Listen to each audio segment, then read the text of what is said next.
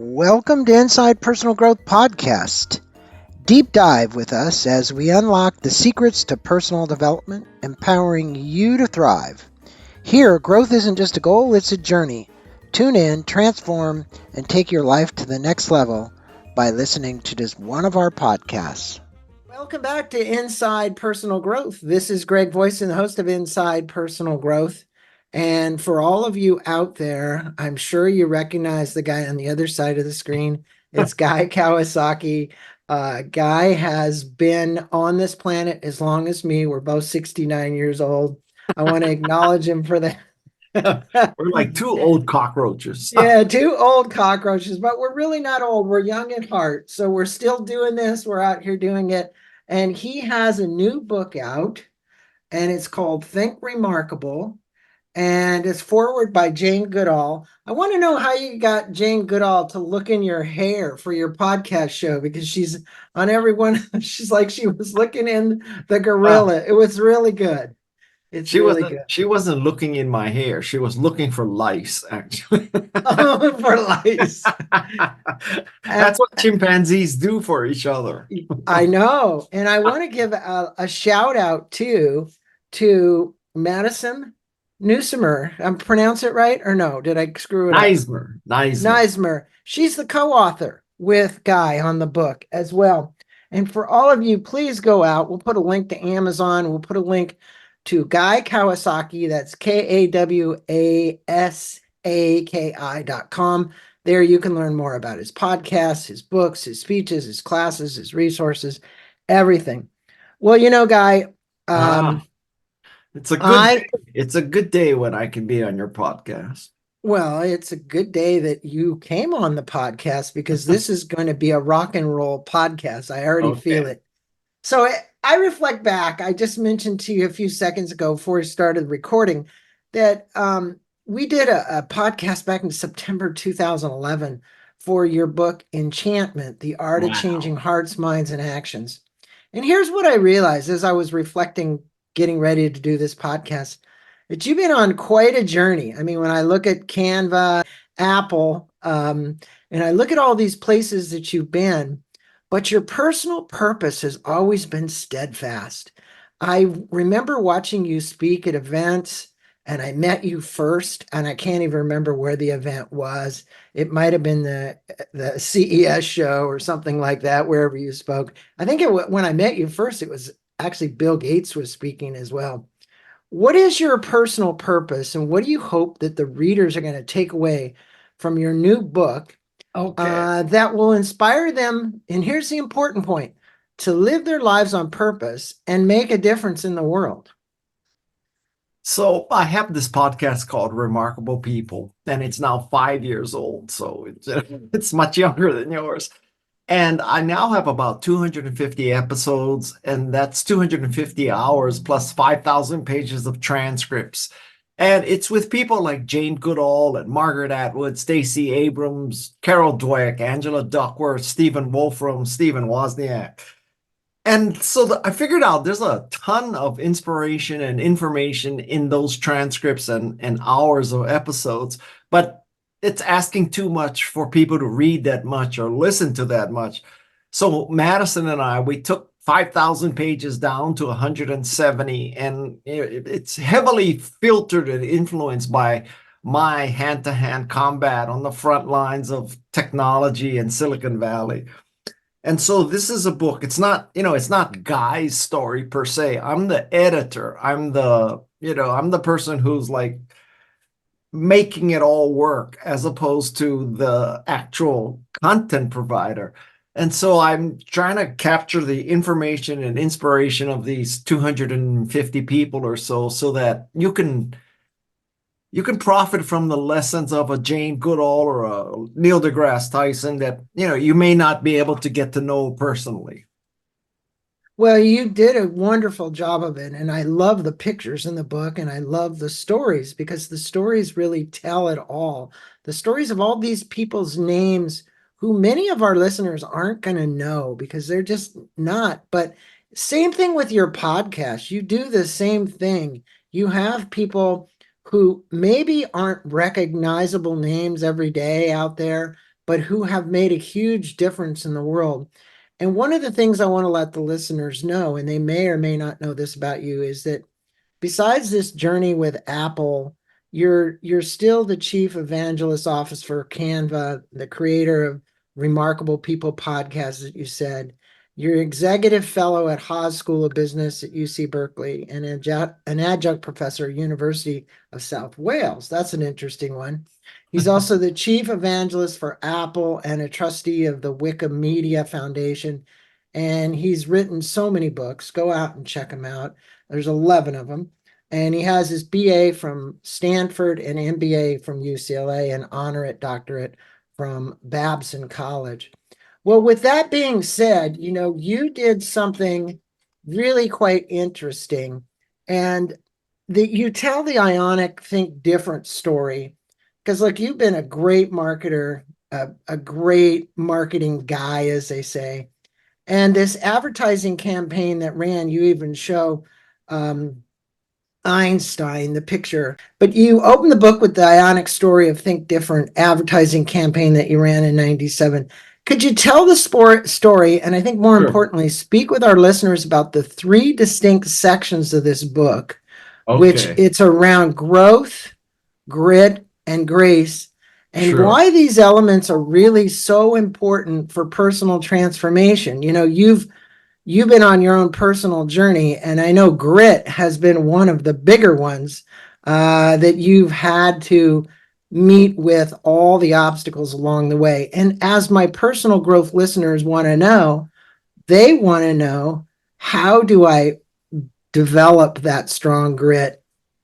Yes. So first, you want me to talk about the Think Different campaign, right? Yeah. Okay.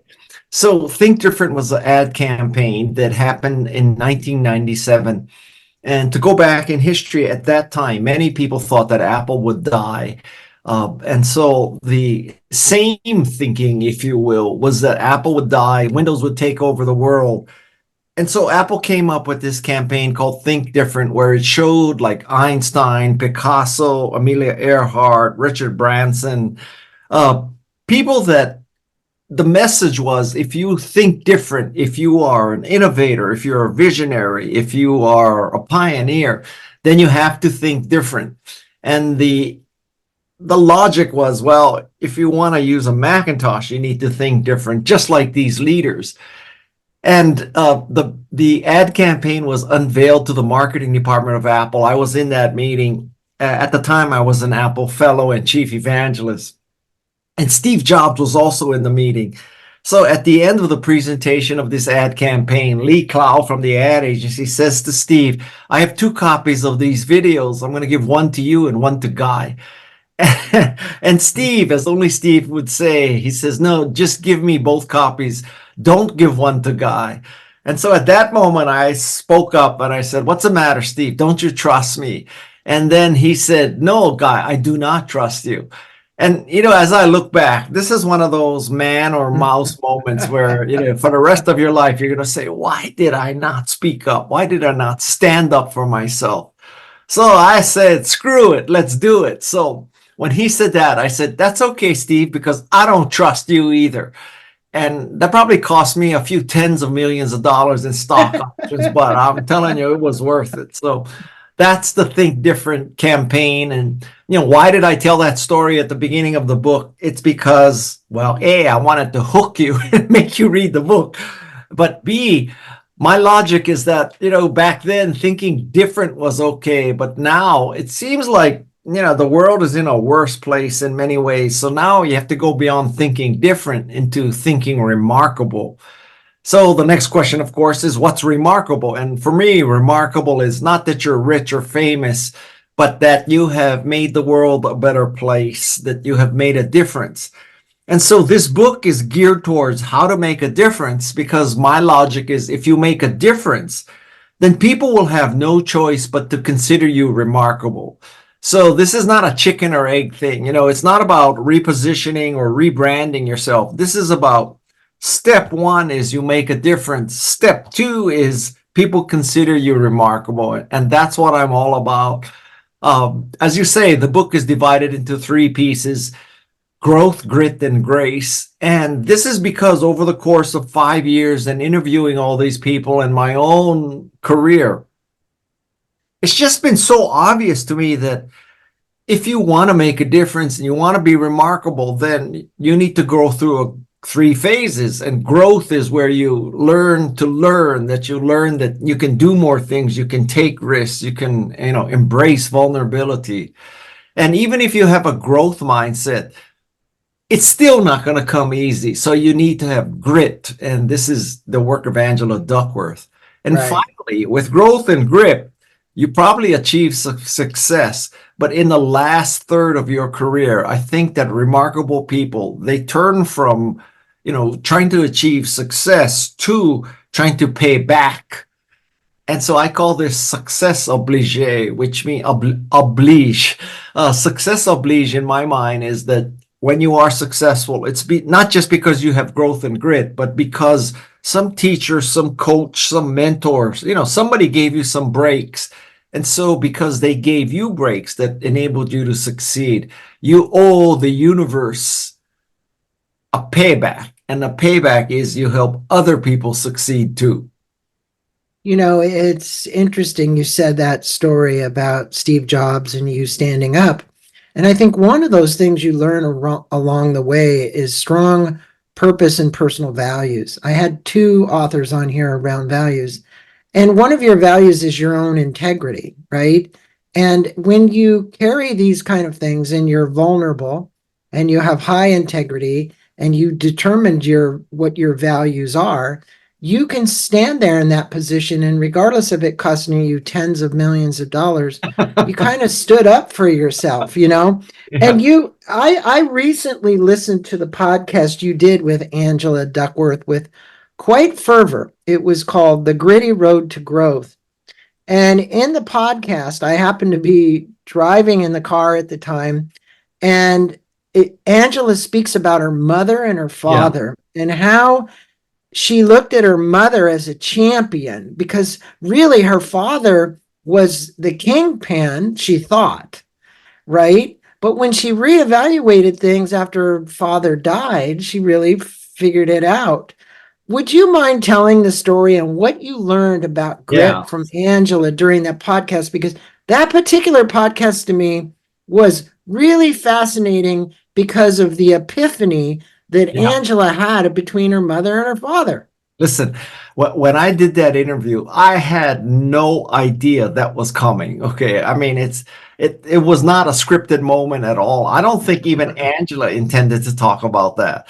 Well, somehow she got to telling the story of how her father was setting these high standards for her. And he wanted her to be a doctor or, something like that. And she wanted to be an educator. So one great story before the great story is she tells her father she wants to be an educator. And the father like ruminates about this overnight. And the next day he comes to her and he says, okay, you can be an educator, but I want you to be Secretary of Education of the United States, which, I mean, I don't want to perpetuate any Asian stereotypes, but yeah, I mean, that's a tiger dad. So she tells the story of how her tiger dad, set these high standards for her, which for most of her life, she thought this is the kind of the determining factor that drove her to succeed. But then she figured out, her mother's about 90 now. She figured out that, her mother was remarkable too. She left either China or Taiwan and came to America by herself to seek a better life. She's not speaking English. She made all these sacrifices. She wanted to be an artist, but she sacrificed for her two kids. And with hindsight, Angela realized that she made a lot of sacrifices too. It wasn't just her father who was the primary determinant of her success. So she tells the story that her father passed away, and now her mother has this kind of freedom, and she now at 90 wants to realize her dream of being an artist. Right. So she's in a assisted living house, and she went to the director of the house and said, I want another room. And he said, well, what's the matter with the room you have? Don't you like it? She goes, no, I love it. I want another room, and I'm going to make that my studio. And I thought that was, 90 years old, assisted living. You're asking for another room to make an artist studio. I mean, how cool is that? You can't get much cooler than that. I want to just tell all my listeners, go to Guy's podcast. We'll put a link, and especially that one, because it was so moving for me to understand the realization of really the contribution and the sacrifices her mother had made. Yeah. Because her father was so strong, she always thought her father was the strongest one. She really found out her mother was the strongest one.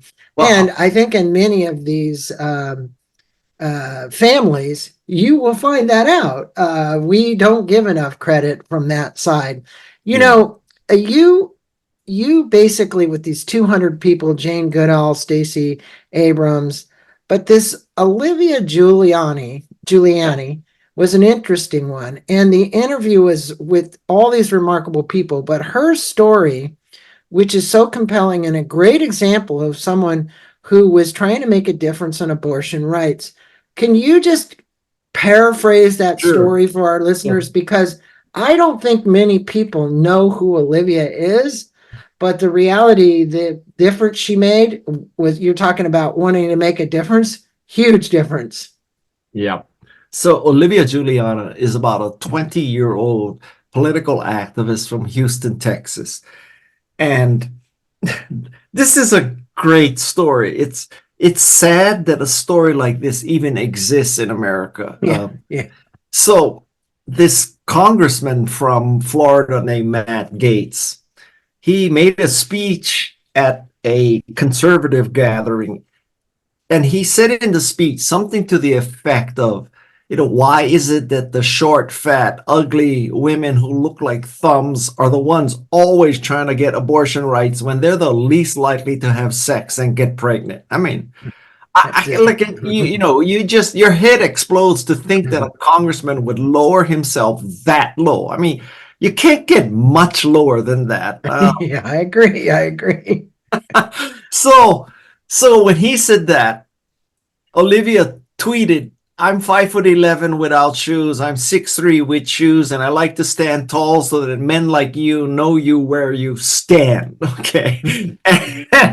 And so then Matt Gaetz responded with something like "dander raised." In other words, "Oh, I got under your skin, Olivia."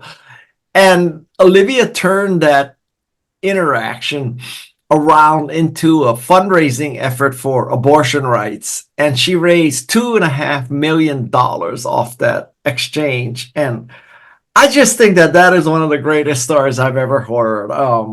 Jesus, I mean, have we gone so low that a congressman has to pick on a 18 or 19-year-old kid from Houston, Texas? I mean, one of the things I learned in my book is that people who are remarkable, they do not punch down. Right. When you see people punch down, that person is not remarkable. Just cross that person off your list. Right.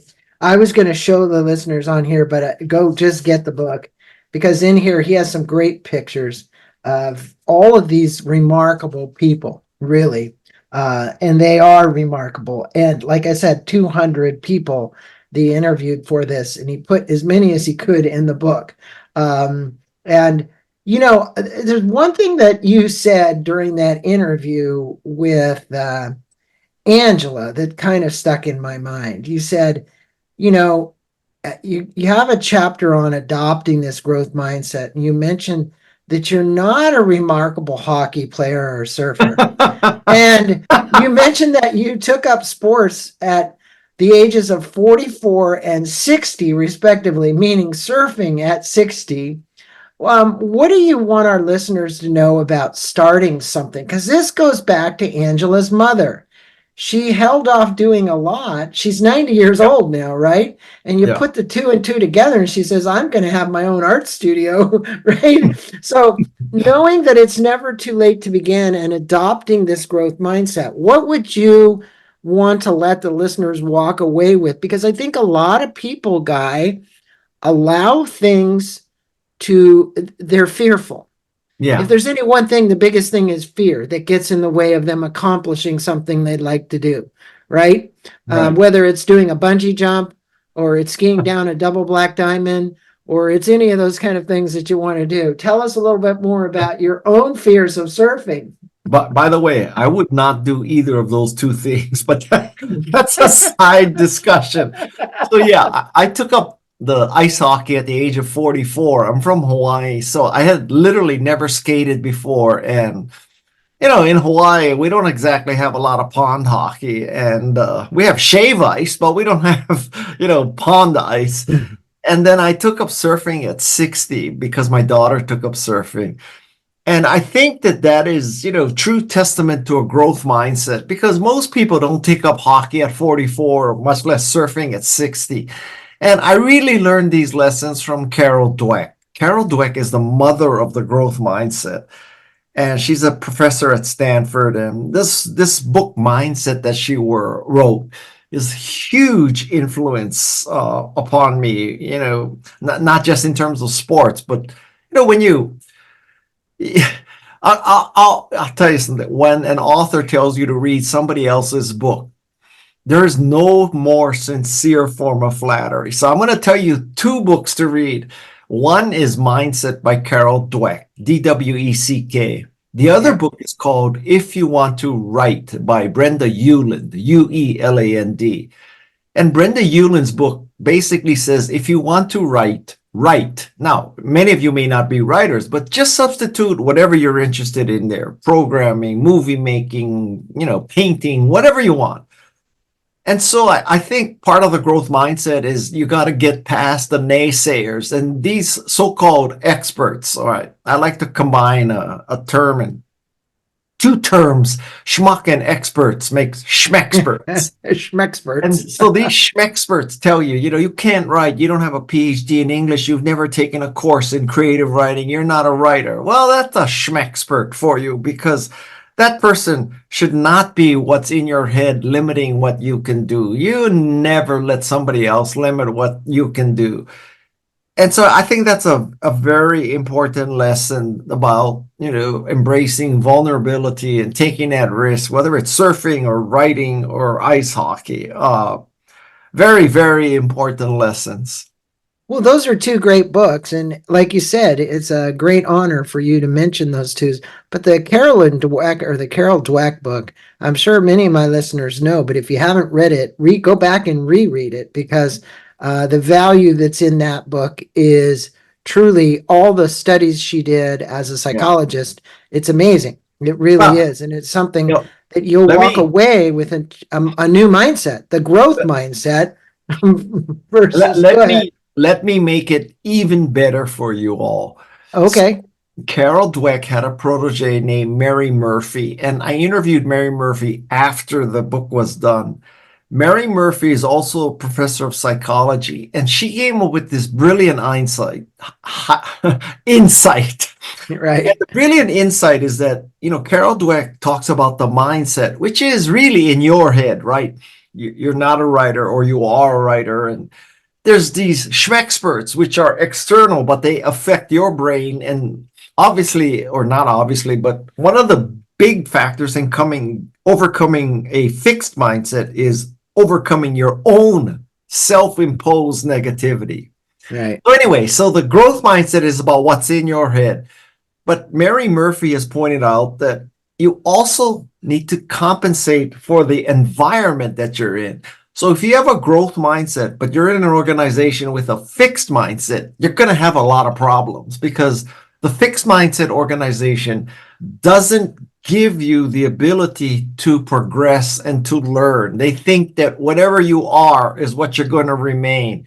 So a very important aspect of the growth mindset is to also read a book by Mary Murphy that talks about the implications of the environment that you're in, because it takes both to truly succeed. Well, you now have given 3 great recommendations, and I'm going to give you one. You might even know this gentleman, and I just did an interview with him, and his name's Dr. James Doty, Doty, at Stanford. He's the head of compassion and altruism, but he is a neuroscientist who just wrote a book called Mind Magic. And I think he'd be somebody that you should certainly Okay, I'm connect writing that with. down. And I will, after we get off here, I'll do it. For all my listeners, we'll be posting that podcast on or about May 5th with Dr. Dottie. Hey, everybody knows Brene Brown. I mean, you've been Yeah. on the stage with her, I'm sure, and you speak about vulnerability. And everybody talks about vulnerability, but sometimes I will say males have a challenge being as vulnerable as we should. And we all face failures and setbacks along the way, whether we want to admit it or not. What have been some of the setbacks and failures, and what have you learned from your own? And what advice would you provide our listeners so that they can be resilient despite setbacks? And Well, then, if you would, give us some examples from the books, individuals, which I picked out: Andrea Pete and Christy Yamaguchi. Now, okay. most people think Christy Yamaguchi, well, she just ended up with an Olympic gold medal. They don't look at what she had to put into it and the setbacks she had in the process. And this other one, Andrea Pete, is really phenomenal Yeah. considering she had ALS. My goodness gracious, Yes. you know? So these are two remarkable women. So Christy Yamaguchi, who we all know is this world champion figure skater, Olympic gold. So this is a great story she told me, which is in her first competition as a little kid, she finished 12th.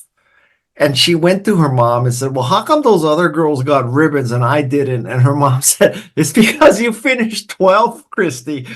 And, I mean, I don't know if that was the single moment, but she figured out you got to pay the price. You got to show grit. And so Christy started just practicing hours every day. And 10 or 15 years later, she's world champion. And I think that is a great story of what you have to do. I mean, if being remarkable and making a difference were as easy as reading my book or Brenda Eulin's book or Carol Dweck's book, there would be a lot more remarkable people in the world. I'm telling you. So that's the story. Now, we need to. I think one of the ways that you overcome vulnerability and you embrace yourself is you listen to stories like that and you think, wow, Christy Yamaguchi finished 12th in her first contest. I finished 12th in my first contest. Maybe I can be like that, right? And then Andrea Lido-Pete, about 9 years ago, she was diagnosed with ALS. And ALS, for those of you who are not familiar, usually kills the person in 2 to 3 years. So she's lived, 7, 8 beyond the usual expectancy. Now, when most people get ALS, or I think when most people would get a diagnosis like that, I don't know about you, but I would go into a deep funk. And I don't know if I'd ever come out of that funk. But Andrea decided that now that she's had this ALS diagnosis, she's going to complete a marathon in all 50 states. I mean, is that not a remarkable reaction? And she has actually pulled this off. And I'll tell you a great story about Andrea Lido-Pete that shows you the spirit and the strength of this woman's character. So, what better marathon to make your 50th marathon than the Boston Marathon, right? I mean, that's I'm going to hold this up so people can actually see her. If you're watching on video, I'm showing the page that she's on, which is 29. So, yeah. So she decides, well, the best place to finish this challenge is the Boston Marathon. But she, at this point, she rides a tricycle, a trike, or three-wheeled three-wheel bike paddling, right? And the Boston Marathon has many categories, but not for three-wheeled bikes. And so she applies to the Boston Marathon, and the Boston Marathon turns her down because they don't have a category for the type of vehicle that she pedals.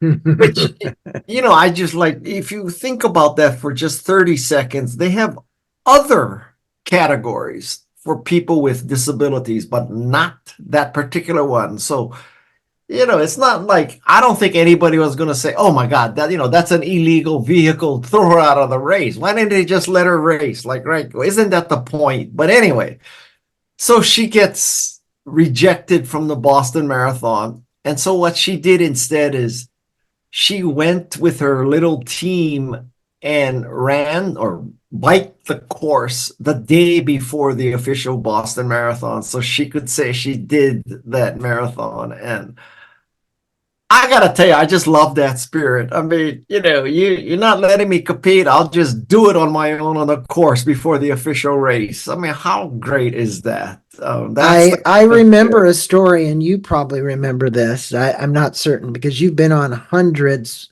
and hundreds of stages, maybe thousands, speaking to audiences. And when I was at a meeting for the $1 Million Round Table, a young man with no legs came out on stage who was a weightlifter. And he was competing in competitions just like her.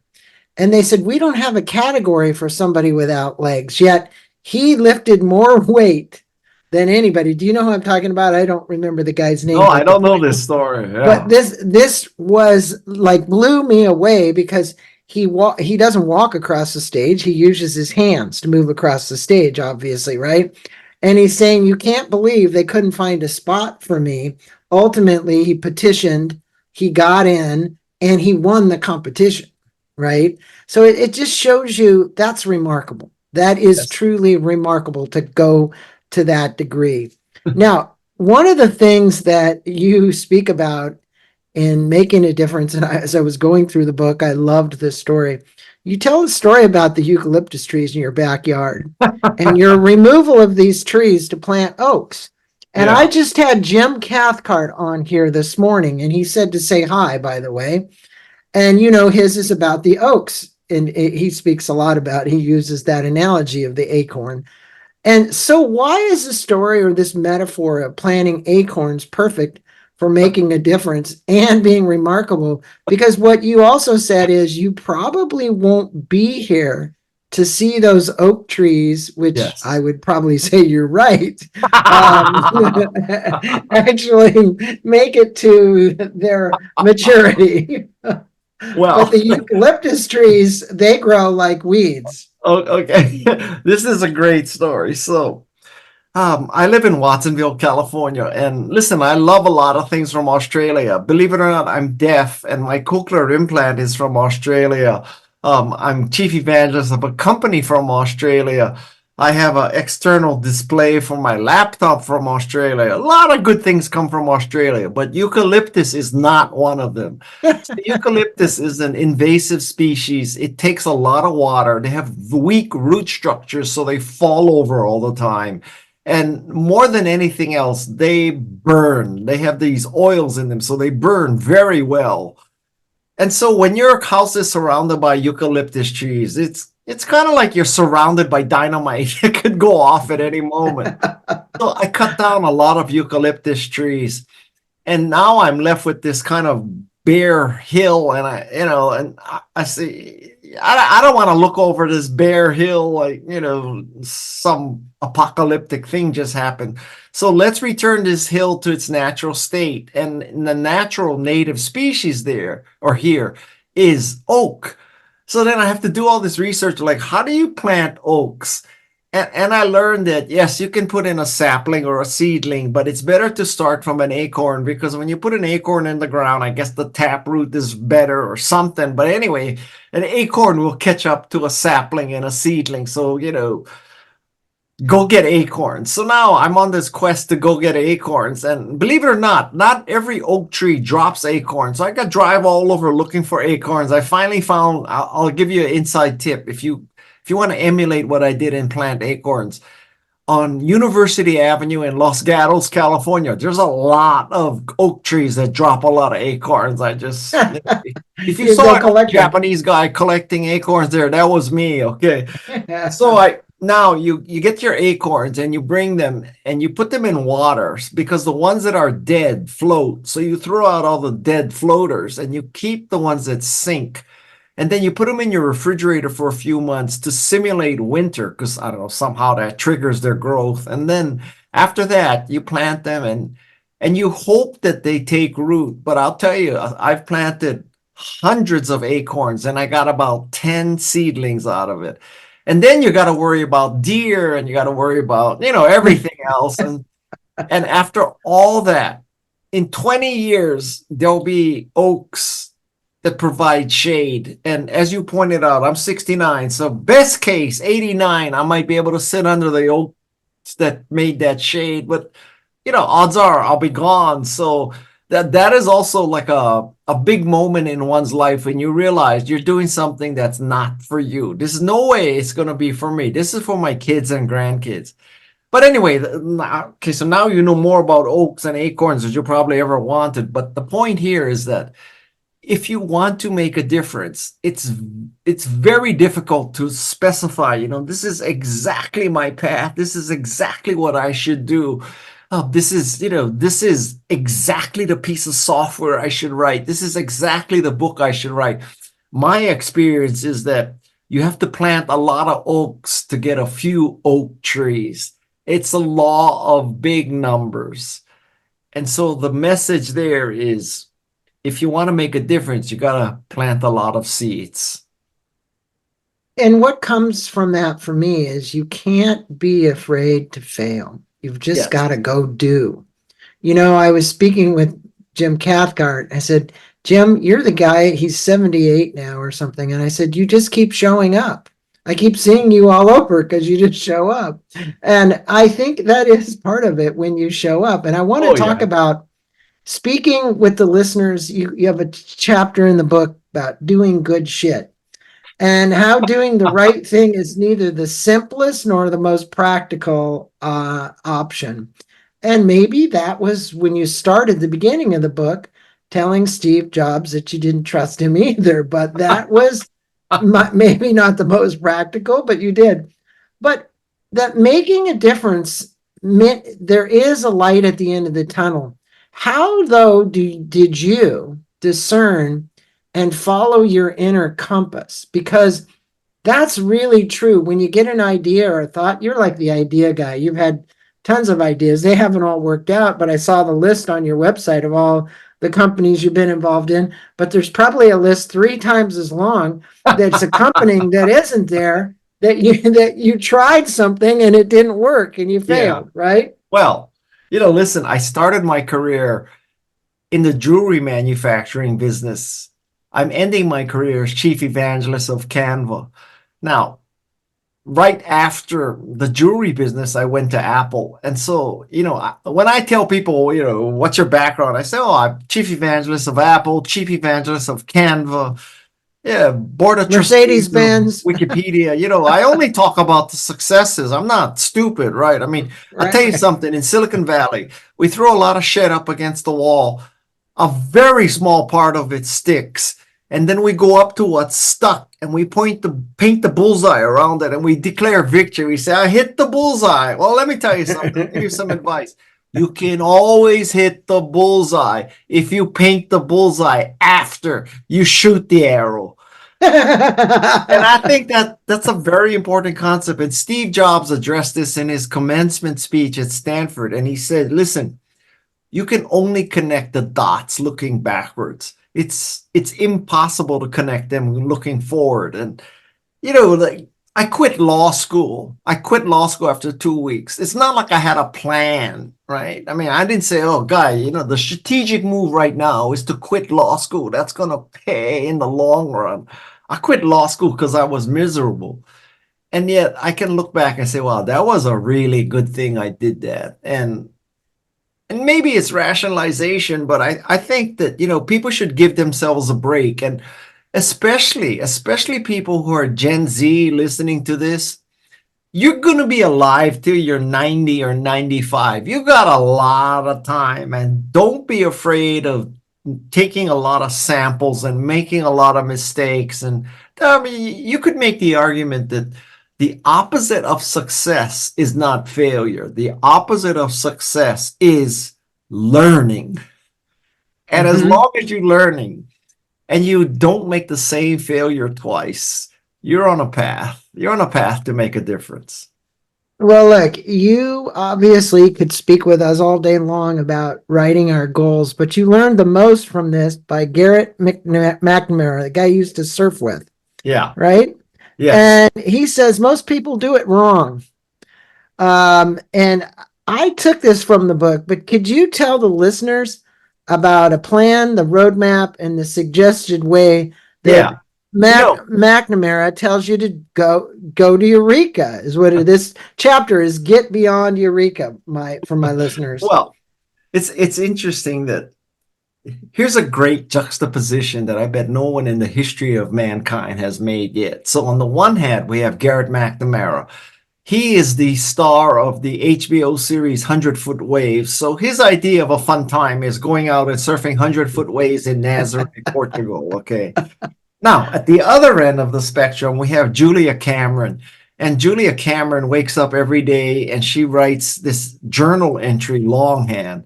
And I'm telling you that multiple times people talk about, yes, you need to have goals, but you need to write them down. There's something about writing things down that makes you more careful, more knowledgeable, more cogent, more dedicated.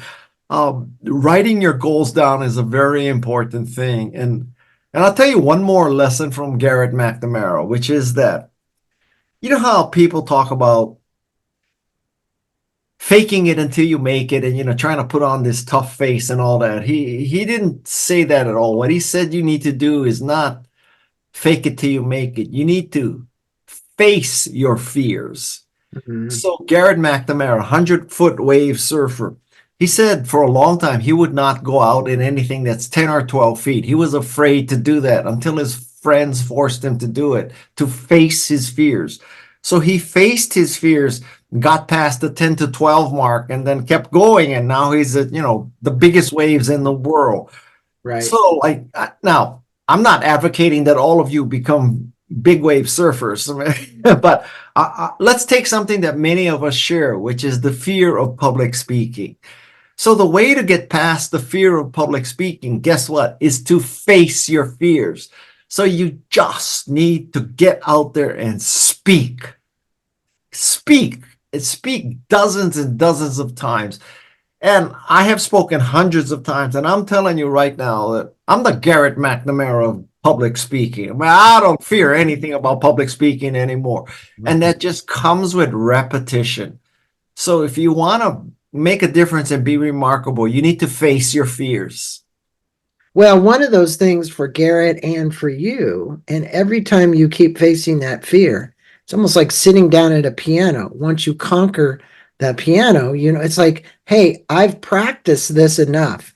I have practiced speaking so that you feel comfortable. A lot of people will say, well, even after 100 times of being on the stage, I still get stage fright. And you're like saying, well, no, I don't really see why you do that. You don't have to have stage fright because there's really nothing to be afraid of. I always say, if you speak to an audience like they're your best friend in the movie theater when you're whispering to them about the movie, that's really what you want to do. I think the key to public speaking is telling stories, right? Yes. Stories are the key to good public speakers. Now, if you think about it, just think about it. You're afraid of public speaking, but if you were sitting at a bar and having beers, or you're sitting at a dinner table with your friends, and you tell the story about how, you did this or you did that, or you saw somebody do this, or, you read Carol Dweck's book or something. If you're just talking to your friends, telling them a story, are you nervous? Are you scared that they might not applaud? Are you scared of, making a miscommunication or a misstep? Not at all. You're crying out loud. You're telling stories to your friends. And that should be your mindset when you make a speech. You're telling stories to your friends. And I think that, people need to get through their head the most important fact, which is the audience wants you to succeed. They don't want you to fail. Because if you think about it, if someone in the audience wants you to fail, it means that they're saying, I want to waste my time, right? I want to waste my time. I want to see that guy fail, which is ridiculous. Everybody considers their time important. So they want you to succeed because a good speech means that they learn something. They don't want you to fail. No, that's true. Whether it's a TEDx talk or it's speaking at the local high school to somebody, they're all the same. And I think the important thing is you mentioned it. Tell a good story. You know, they always say, tell them what you're going to tell them, and then retell them again, right? Or whatever that is. And then in your case, we want to insert great stories. And when you start with stories, it's relatable to people. And I think the key is stories are relatable. And I want you talking about telling stories. I have two questions still left in our podcast. And one of them is there hasn't been anybody probably that's been put up on your chapter, Sell Your Dreams, to speak to who calls VC, whoever it is, to try and raise money and pitch. And you said for our listeners who maybe are out there saying, hey, I need to get money for my idea. You're the guy. Let me tell you, Guy is the guy. How is it that most people get the whole pitch process wrong? You actually specifically mentioned the reason why. And I want you to tell this because I'm about ready to tell it, but I want you to tell it. I'm sitting here with my fingers crossed saying, God, what did I say about that? So what you said was no, don't tell me. Don't tell me. You know. Okay. I'm a high risk kind of guy. So you're gonna take that risk. I hope I said that what many people get wrong about a pitch from the get-go, which ruins the whole pitch. If you get this part wrong, you're digging yourself out of a hole, which is that the purpose of a pitch is not to get a signature on the bottom line. It's not that they ask you for wiring instructions. It's not that you use shock and awe and overwhelm them in 1 hour so they're just turned to jelly and all they want to do is give you money, okay?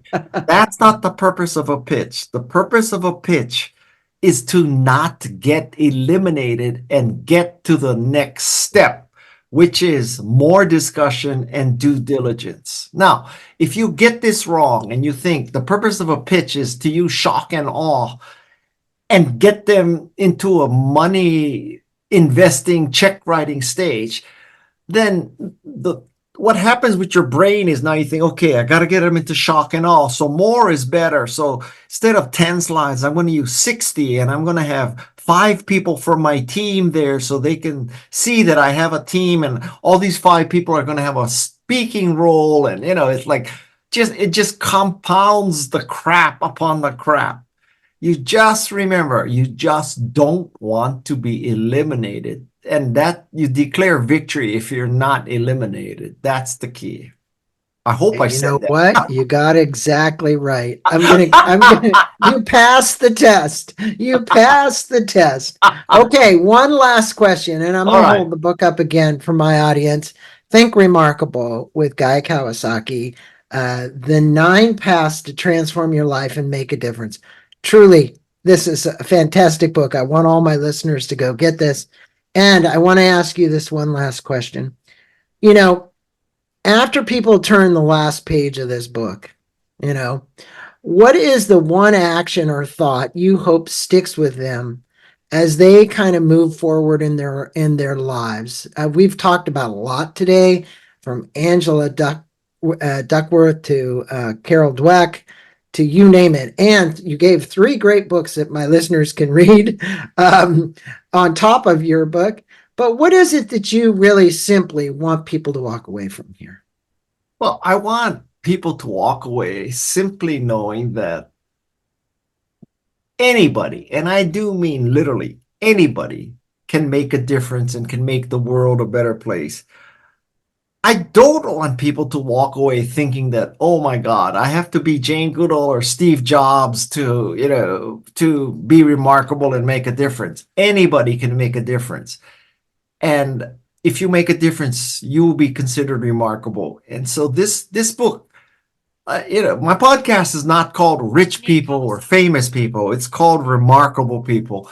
And I want people to make a difference. And, that's the fundamental message I want to leave. That, listen, when I die, I want people to say that I helped them make a difference. And that's the most important thing I could say right now. In the world we live in today, we need more people to make a difference. When they need to be remarkable because they need to do some of the things that you've done, which is stand up to others. We live in such a time right now where you and I could talk forever about the divisiveness and what social media has done and all the other things we could talk about. But more importantly is, I'd say take an action. People ask me, Greg, why do you do this podcast? You've been doing this podcast for 18 years. I say, number one, because it helps people to gain clarity about what it is that they'd like from people like you. Number two, my whole show, I basically, the donations that I receive in go to Compassionate Communications Foundation. And I'm going to put a plug in right now because they come from authors and they basically are saying, hey, help the homeless and the Ukrainian refugees. I buy bicycles for the kids that are coming out of Ukraine, going to Poland through a source that I have. Wow. And the second thing I do is I go on the street with $100 gift cards and I give them away to people who are in need. And so the point of it is Compassionate Communications Foundation is the sole reason I do this podcast, is so that I can let people get clear about what their purpose is and their dream in life. And then they can go do some of the things. And if somebody like me, I say small little me, can make my own little difference every year in and year out. Anybody out there can do that, right? Anybody. So, and you know what? It takes all of us doing little things. We cannot wait for this, magic savior to do this. It's up to us. Yeah, it is. Yeah. Well, I want to give you kudos for the book. I also shout out to Madison as well. Great book, you guys. Great compilation of putting things together. You guys gave me 95 questions to ask. There was no way I was going to be able to get all 95. And actually, if you noticed, I only used one of your questions and all the others were ones that I came up with. But that's what makes for a good interview. Oh, listen, in the chat, I just put you a link for you. So there are some people who, they're not readers. So working with Canva, we've created a free lesson, online lesson.